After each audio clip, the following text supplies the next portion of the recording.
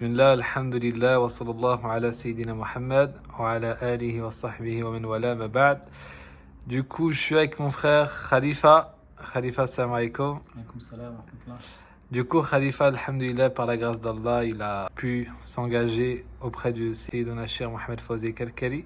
Et je trouve que son témoignage va être très intéressant, car le frère est un étudiant en sciences religieuses. Il mémorise le Coran et étudie les sciences islamiques, ainsi de suite. Et il va pouvoir nous partager, lui, pourquoi il a ressenti ce besoin de devoir cheminer avec un shir spirituel et pourquoi les livres ou les sciences religieuses, entre guillemets, livresques, ne suffisent pas forcément pour quelqu'un qui cherche Dieu. Bismillah ar-Rahman ar-Rahim. Inna alhamdulillah, nahmaduhu wa nasta'inuhu wa nastaghfiruh. Wa na'udhu billahi min shururi anfusina wa min sayyiati a'malina. Man yahdihillahu fala mudilla lahu wa man yudlil fala hadiya lahu.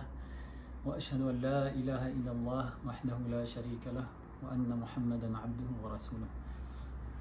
Tout d'abord, je me présente Khalifa. Voilà, comme Bilal m'a présenté, je suis étudiant en sciences religieuses. Et du coup, moi dans mon cheminement, ça fait plusieurs années que j'étudie les sciences islamiques en général et que j'étudie le Coran. Et du coup, je ressentais le besoin du tasawwuf. C'est quelque chose que j'avais besoin au fond de moi parce que étudier seulement les sciences religieuses, tu sens qu'il y a un manque et un déséquilibre. En gros, sciences religieuses, ce que tu veux, c'est les sciences livresques, quoi. Genre, en gros, des sciences théoriques. C'est ça. Et du coup, dans mon cheminement, je suis passé par plusieurs étapes. J'ai beaucoup lu l'imam al-Ghazali, que j'apprécie énormément. Et j'ai bien aimé son parcours parce que lui, il a été un très grand savant. Il a étudié énormément les sciences religieuses.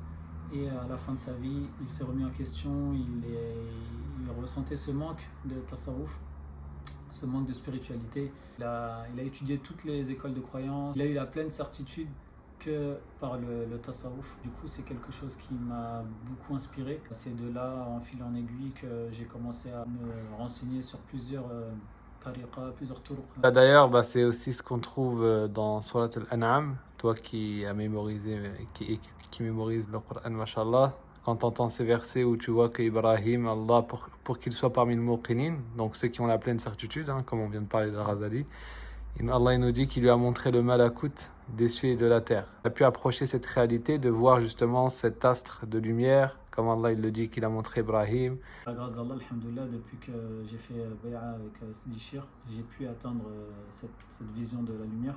Par exemple, le verset de Surat al-An'am que je lisais auparavant, qui n'était qu'une histoire des prophètes et qu'une lecture, est devenu une réalité pour moi. J'ai pu m'approcher de cette réalité, j'ai pu voir cette lumière pendant mon vikr que je fais matin et soir. Et du coup, pour moi, ça a été quelque chose de très fort. Alhamdulillah.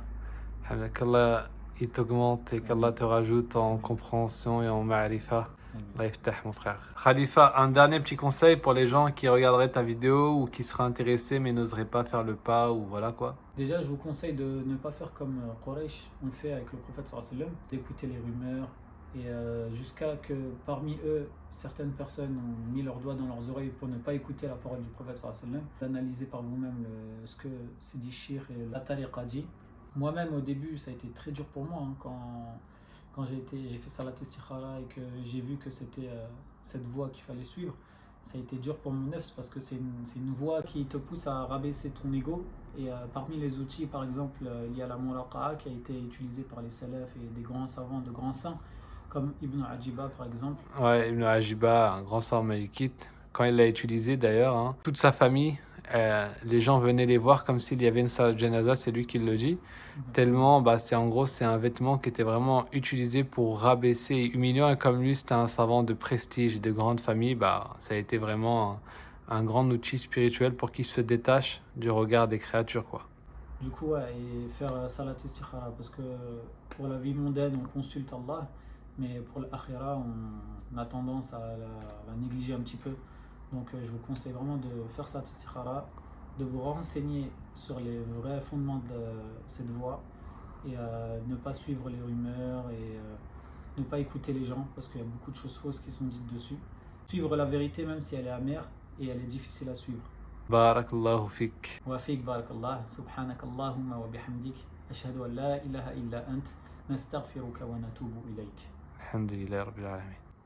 أعوذ بالله من الشيطان الرجيم بسم الله الرحمن الرحيم وكذلك نري إبراهيم ملكوت السماوات والأرض وليكون من الموقنين فلما جن عليه الليل رأى كوكبا قال هذا ربي فلما أفل قال لا أحب الآفلين فلما رأى القمر بازغا قال هذا ربي فلما أفل قال لئن لم يهدني ربي لأكونن من القوم